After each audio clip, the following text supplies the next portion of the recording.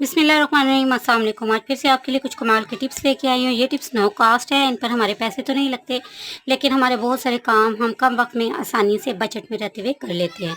तो चलिए बिना देरी किए चलते हैं अपनी टिप्स की तरफ।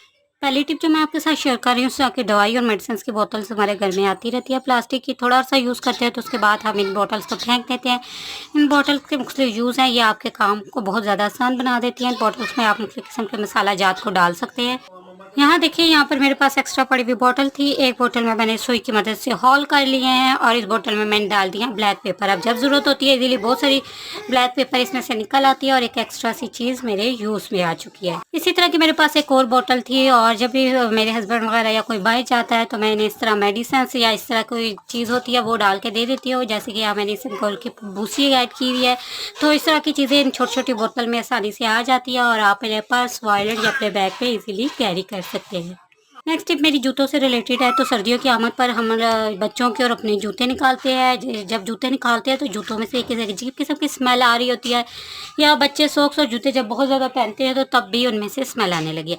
सॉक्स जब भी उतारे तो आपने उन्हें धूप में रखना है, उससे उनकी स्मेल ख़त्म हो जाती है। और शूज़ करने के लिए आपने ले लेना है मीठा सोडा। इन शूज़ में आप डाल दें और थोड़ी देर के लिए इन शूज़ को आप रख दें।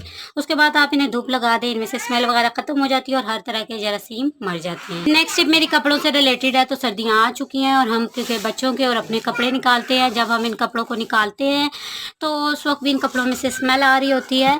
तो अब बहुत ही आसान सा है, इन दिनों में धूप काफ़ी अच्छी है, आप इन कपड़ों को निकालें, 2 से 3 दिन की धूप लगाएं, सारी स्मेल जरासीम इसमें से मर जाते हैं। आप एक बार से इस तरीके का ज़रूर। सेकंड टिप भी मेरी इसी से रिलेटेड है कि अक्सर ऐसा होता है कि जब हम कपड़े डालते हैं इस तरह के कॉटन्स में या ट्रंक्स में, तो इनके कपड़ों के बीच में जब हम निकालते हैं तो अक्सर हमें होल से नज़र आते हैं। छोटी छोटी तिड़ियाँ होती हैं जो कपड़ा में घुस जाती है और इनमें होल बना देती है। ऐसा हल सोल्यूशन आपके साथ शेयर कर रही हूँ। जब भी आप ट्रंक में कपड़े डालें या आप अपने इस तरह के किसी कॉटन में कपड़े डालें तो आपने यहाँ पे ले लेना है। यहाँ पे मेरे पास क्योंकि पाउडर था तो मैंने उसी का यूज़ कर लिया है। या तो आप सोडा नीचे ऐड कर दें या फिर आपने मशकूर की गोलियाँ मिलती हैं वो ऐड करनी है। ट्रंक में ऐड कर रहे हैं तो 2 से 3 गोलियाँ आप नीचे ट्रंक में डाल दें। इससे चिड़िया और जो कीड़े हमारे कपड़ों को काट के इनमें होल बनाते हैं वो नहीं आएंगे, कपड़ों में से स्मेल भी नहीं आएगी और कपड़े आपके सेफ रहते हैं। ये तरीका पुराने ज़मानों से यूज़ होता हुआ आ रहा। आप एक बार से इस तरीका का ज़रूर से यूज़ कीजिएगा। उसके बाद ऊपर कोई शीट बिछाकर आराम से आप अपने कपड़ों को सेफ कर सकते हैं।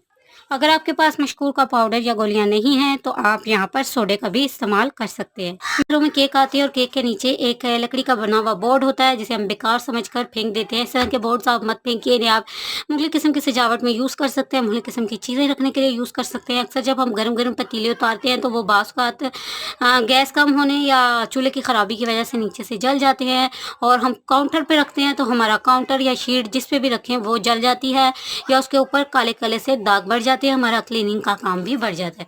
तो इस तरह के जो गत्ते या बोर्ड होते हैं उनको आप यूज़ कर सकते हैं, इन्हें सजावट के लिए यूज़ कर सकते हैं।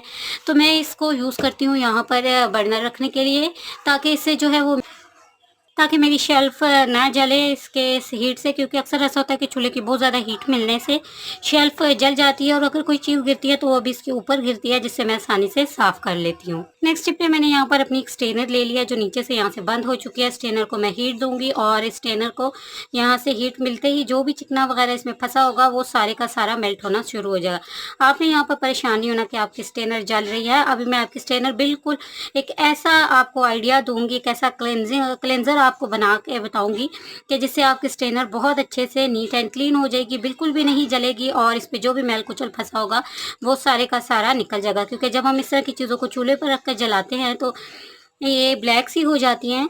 तो ये देखिए, ये रेड सी हो रही है, आपको लग रहा होगा स्ट्रेनर जल रही है। जी नहीं, स्ट्रेनर नहीं जल रही। ये जो इसकी साइड्स पे ये मैल है ये आप देखिएगा मेल्ट हो जाएगी। स्ट्रेनर को मैंने चूल्हे पर सेक लिया। उसके बाद 2 से 3 बार आपने इसे काउंटर पर या इस तरह से रब करना है ताकि ये होल में जो भी कचरा जला है वो सारे का सारा निकल जाएगा। क्योंकि अब स्ट्रेनर हमारी जल चुकी है तो अब हमने इसकी प्रॉपर क्लीनिंग करनी है। अब यहाँ पर मैंने कॉफ़ी वाला क्लेंजर ले लिया है जो कल मैंने आपको बनाना सिखाया था। कॉफ़ी और टूथपेस्ट है और ये जो हमारी स्ट्रेनर है इसको मैं इसमें डिप करूँगी। स्ट्रेनर को मैं इसमें डिप करके 10 से 15 मिनट के लिए छोड़ दूँगी ताकि जो मैल कुचल है वो सारा निकल जाए, स्ट्रेनर एकदम हमारी से शाइन करने लगे। उसे मैंने डिप करके रख दिया। तब तक मैं अपनी नेक्स्ट टिप आप लोगों के साथ शेयर कर लेती हूँ। अक्सर हमारे बच्चों के जूते वगैरह होते हैं और जो बहुत ज़्यादा यूज़ में जब रहते हैं तो उनका ये जो नीचे वाला प्लास्टिक होता है ये मिसबैलेंस हो जाता है, जिससे बच्चे बार बार गिरते हैं या स्लिप हो जाते हैं। तो इसका बहुत ही आसान सा हल है, आपने इस इसको जो मसाला है आपने फ्लेम ऑन करनी है और इस जूते को थोड़ा थोड़ा सा आपने हीट देनी। हीट से इसका प्लास्टिक जो है वो गर्म हो जाएगा। जैसे इसका प्लास्टिक हल्का सा गर्म होगा तो आपने चूड़ियाँ ले लेनी और इनको भी हल्की सी हीट देकर हल्का सा आपने गर्म कर लेना है। जैसे ही चूड़ियाँ भी हल्की सी गर्म हो जाएंगी तो यहाँ पर मैंने 4 चूड़ियाँ ली थी और जो चूड़ियाँ हैं वो आपकी कांच की नहीं स्टील की होनी चाहिए। इन चूड़ियों को आप हल्का हल्का इस पर रब करेंगे। इससे एक तो ये स्लिपर नहीं इनके अंदर पैदा हो जाती है, जैसे हम बार बार स्लिप हो रहे होते हैं, इस तरह के हमारे जूते होते हैं तो वो भी ख़त्म हो जाएगी। दूसरा ये बैलेंस भी हो जाते हैं। तो आप एक बार इस तरह से ज़रूर से करके देखिएगा, इंशाल्लाह इसका रिजल्ट आपको 100% मिलेगा और आपको इस टिप से ज़रूर से फ़ायदा होगा। तो यहाँ मैं से कुछ सेकंड के लिए इसी तरह मैं करूँगी।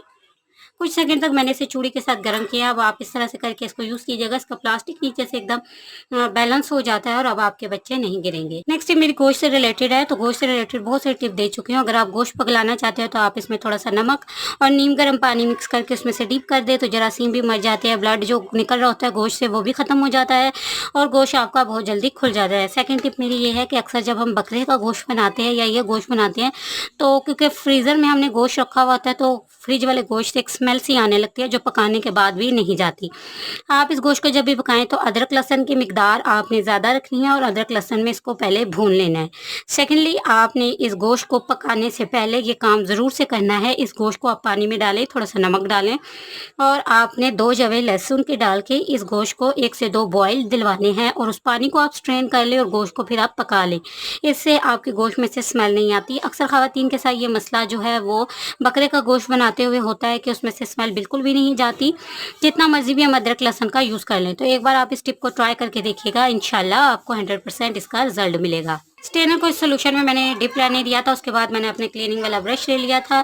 तो ये देखिए इससे मैं अच्छी तरह से इसको रब करूँगी और आप देखिएगा जो मैल कुचल जो भी होगा वो सारा इसमें से निकल जाएगा। स्टेनर एकदम आपकी नीट क्लीन हो जाएगी, चमकने लगेगी। अक्सर जो है वो हम चूल्हे पर इस तरह की चीज़ों को साफ़ करते हैं तो उसके बाद जो है इसकी जाली बहुत बुरी लग रही होती है। इसके ऊपर काले काले से दाग धब्बे निशान पड़ जाते हैं जो जाते नहीं हैं, या जो इसका ऊपर वाला एरिया जो जलने की वजह से है वो काला हो जाता है। तो वो नहीं होगा और ये आपकी बहुत ज़्यादा अच्छे से नीट एंड क्लीन हो जाएगी। मेरी काफ़ी ज़्यादा नीट थी तो मुझे ये काम करने की ज़रूरत नहीं पड़ी। अगर आपके साथ ये इशू है तो आप यहाँ पर थोड़ा सा काला तेल लगाकर, अगर आपके पास ये वाला सोल्यूशन नहीं है तो भी आप उसको पानी में डिप कर देंगे तो बहुत अच्छे से ये क्लीन हो जाती है और अच्छे से साफ़ हो जाती है। अच्छी तरह से ये देखिए मैंने इसे यहाँ पर रब कर लिया है ब्रश की मदद से।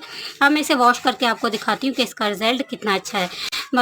ये सब बातें आपको बताने का मकसद ये होता है कि आपके काम में आसानी हो जाए और कोई स्टेप आपसे मिस ना हो। जब आप करें तो आप कंफ्यूज ना हो। पर जलाया था या इसके साथ कुछ इस तरह का किया, स्टेनर एकदम हमारी नीट एंड क्लीन हो चुकी है, इसके होल पूरी तरह से खुल चुके हैं। आप इस ट्रिक को ज़रूर से ट्राई कीजिएगा फ्रेंड। इंशाल्लाह मुझे उम्मीद है ये ट्रिक्स भी आपको मेरी बहुत पसंद आएगी और आपके काम में आसानी करेगी और आपके वक्त और पैसे को बचाएगी। मेरी टिप्स अच्छी लगी हैं तो please like, comment, subscribe my channel. Allah हाफिज़।